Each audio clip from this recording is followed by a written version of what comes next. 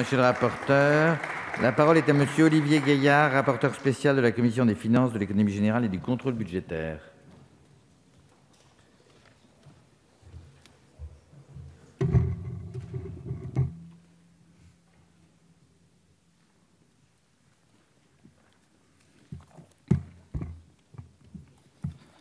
Mesdames les ministres, mesdames et messieurs les rapporteurs, chers collègues, ce budget ouvre une trajectoire lucide et ambitieuse de cette année, balisée par la loi de programmation militaire examinée en mars dernier. Sa construction et son exécution ont donc une importance toute particulière, car elles conditionnent l'ensemble de l'exécution de la LPM. Le chef de l'État a posé les jalons de modèles de défense recapitalisés. Dès le projet de loi de finances 2018, la priorité a été de redonner du potentiel opérationnel à nos forces à court, moyen et long terme, avec une mission de défense rehaussée de 1,76 milliard d'euros en crédit de paiement. La revue stratégique de défense et de sécurité nationale a été traduite fidèlement dans la LPM, laquelle décline avec précision ses objectifs à l'horizon 2025. Un modèle d'armée complet, renouvelé dans ses deux composantes de dissuasion nucléaire, une montée en puissance dans le domaine technologique et cyber, un renforcement de l'attractivité des carrières. Les crédits que nous examinons aujourd'hui sont exactement conformes à cette trajectoire.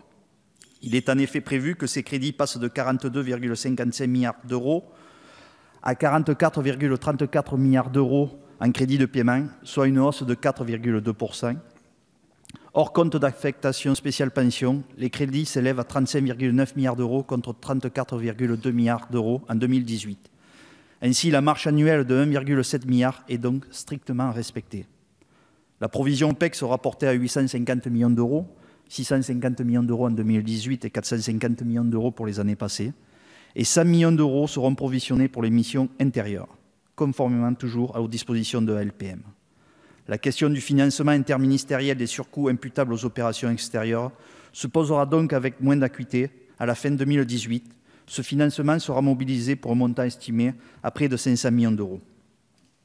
Les autorisations d'engagement connaissent une très forte progression de 47,1 milliards d'euros pour 2018. Elles sont portées à 54,5 milliards d'euros, soit 15,7% d'augmentation. C'est la traduction de l'entrée en LPM à laquelle le ministère des Armées s'est rigoureusement préparé et de la priorité donnée au maintien en conditions opérationnelles. Pour rappel, le ministère a créé en avril 2018 une direction de la maintenance aéronautique ayant compétence sur l'ensemble du parc aérien et placée directement sous l'autorité du chef d'état-major des armées. Cette direction a pour mission d'améliorer le MCO des appareils des trois armes par une réorganisation interne, une modernisation des procédures et un profond changement du mode de contractualisation avec les industriels. S'agissant des programmes dont j'assure plus particulièrement le suivi, il est proposé que les crédits de paiement du programme 178, Préparation et emploi des forces, passent de 8,1 à 8,8 milliards d'euros avec une progression de 8,9%. Et ceux du programme Soutien de la politique de la défense qui comprend la masse salariale de 22,8 à 23,2 milliards d'euros. Je salue cet effort dont la visée est double. Renforcer les capacités des militaires sur les théâtres d'opération, y compris dans l'espace cyber et en matière de renseignement, mais aussi améliorer leur qualité de vie et celle de leurs familles. En 2019, 450 nouveaux emplois seront financés au profit du ministère des Armées, principalement au profit de ces domaines prioritaires que sont le renseignement et la cyberdéfense. Mais au-delà de cette augmentation, les enjeux déterminants sont d'assurer le recrutement et la fidélisation de personnel en adéquation avec les besoins. Nous vous savons gré, Madame la Ministre, d'avoir pris toute la mesure de cette question dès votre entrée en fonction. En particulier, les difficultés croissantes du ministère des Armées à recruter et fidéliser des personnels très spécialisés est une réalité qui impose de réagir. Faute de quoi, nous nous exposerions à des retards dans la conduite de projets fixés en loi de programmation militaire.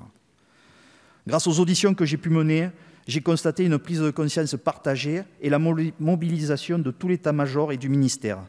L'accélération de la mise en place d'outils modernes de gestion des ressources humaines est très encourageante. De même, parce que le numérique est une révolution sociétale, le casernement entreprend son rattrapage en la matière. C'est un levier incontournable de la fidélisation. Le plan famille que vous avez lancé à la fin de l'année 2017 est une priorité du ministère.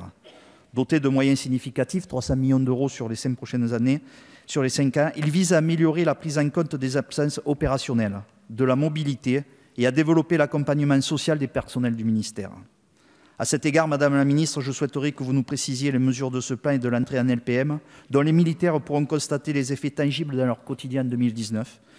Et enfin, pourriez-vous nous indiquer l'échéancier prévisionnel pour venir à bout d'un problème d'entretien des infrastructures de logement, afin d'atteindre la cible d'un hébergement de qualité pour l'ensemble des militaires du rang et des sous-officiers? En tout état de cause, parce qu'une armée ne peut se recapitaliser sans pilier humain solide, j'apporterai une attention toute particulière à la mobilisation des ressources nécessaires pour cela. Et vous invite, mes chers collègues, en tout état de cause, à adopter les crédits de la mission défense pour 2019. Je vous remercie. Merci, mes chers collègues.